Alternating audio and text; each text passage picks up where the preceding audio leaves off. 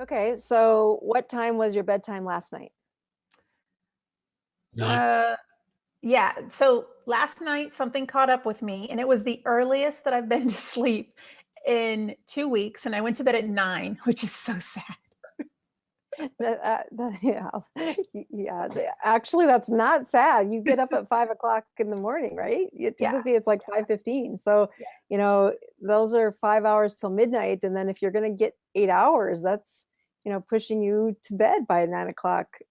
Really is what your brain and body would need to not produce the cortisol, which is going to be your enemy.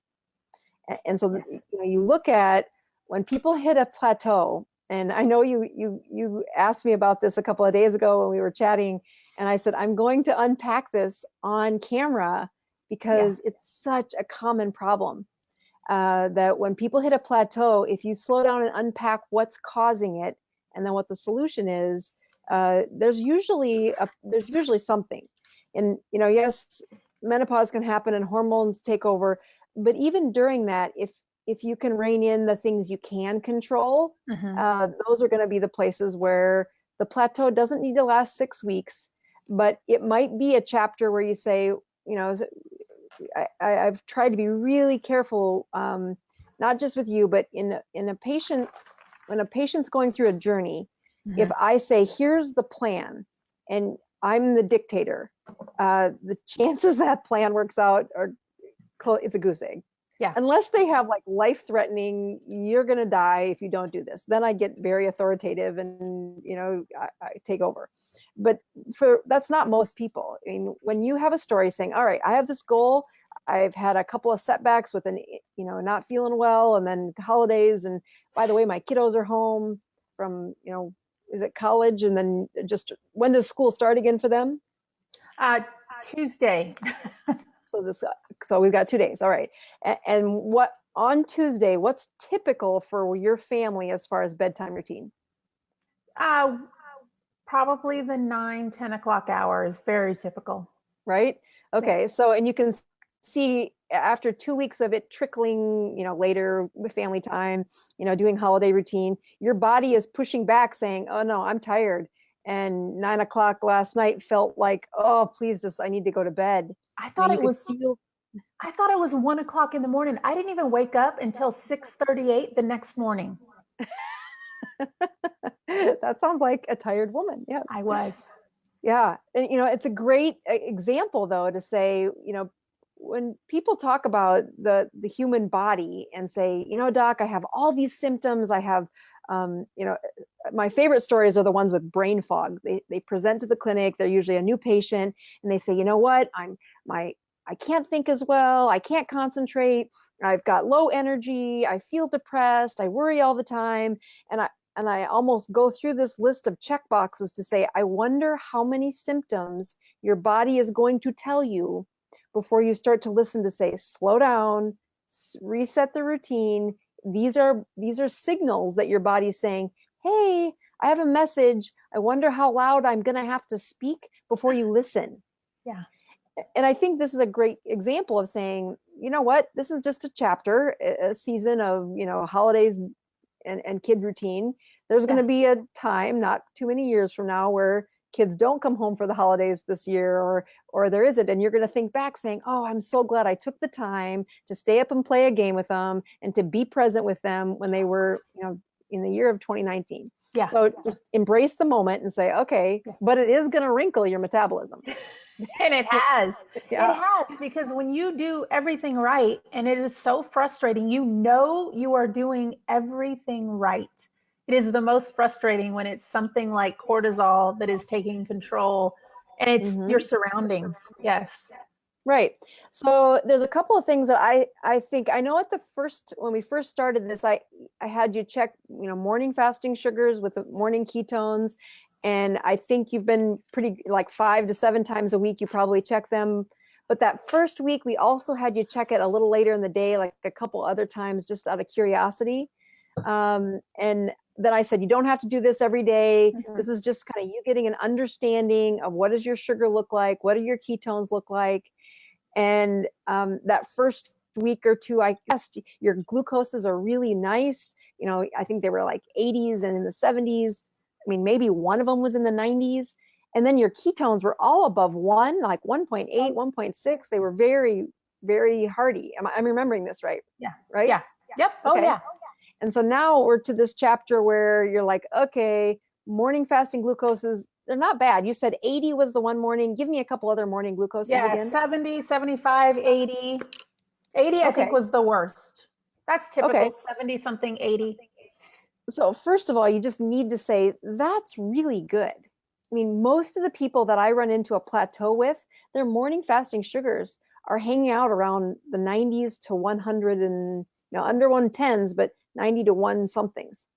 Okay. And so that still is a really good sugar. It means the problem is easy to fix. You're going to be fine. The second thing that happens, though, is if you remember that first thing we had you do was, which was new to your routine, was a very strict 12 hours with nothing but salt and water. Yes. So if we took you from the 18 months of I'm on a ketogenic diet, I'm eating all the right things, my macros are good, you understand the diet really well, and then I say, all right, we are going to go to a very strict zone of no calories.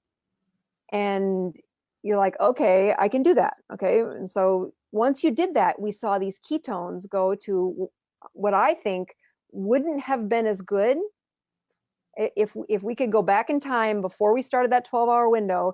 I would contend that your ketones would have been in this range, that 0.6, 0.4, 0.7, 0.5. That would have been the stable level where your metabolism is just it's meeting the needs, but it's not sparking extra ketones. Okay. And the reason I can have a lot of confidence in guessing that is because your weight was plateaued. Yeah. Essentially, we're back to a similar story, which is she's still got really good glucoses. Her sugars are nice. I mean, it does make this much easier when the sugars are as good as yours are. But what's happened is the body produces ketones based on what your demand is. So you're producing ketones and you're using them. And you'll produce the ketones from the food you eat first, and then the storage. So right now you're producing enough ketones to get through the day. You know, a little nap this last day or two still says maybe your energy could be better if we pushed you a little harder, but your body's matching the needs of what you're asking for. Mm-hmm. So as we say, all right, we have some explanations as to why there's no weight loss. And part of that's going to be that you're producing enough ketones to match the fuel, but you're also pushing that cortisol up, which means that there's insulin around. So glucose and insulin are going to be fighting. You know, you've got nice glucose, but the reason you do is you make insulin to keep the glucoses low. I can't check your insulin. I mean, we can, but again, the way we're kind of guessing insulin is based on how well are the sugars controlled and then how many ketones are present. So when ketones are higher, the insulin is lower, and that is weight loss. So whenever I say the word insulin, I would like your brain to think insulate. Weight loss, then you can't insulate. So insulin being higher says, okay, you're going to keep the fat stored in those fat cells and you're not going to have any weight loss. If you want weight loss, we need the insulating hormone to be less, and that means the ketones are going to be higher.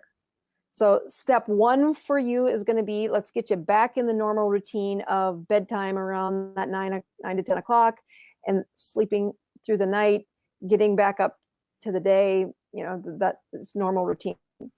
So having said that, though, if you're saying, but doc, I really want the weight loss, I really need the weight loss, and I think, you know, that's the reason we're doing this, so I'm going to assume that's going to be your answer. Yes.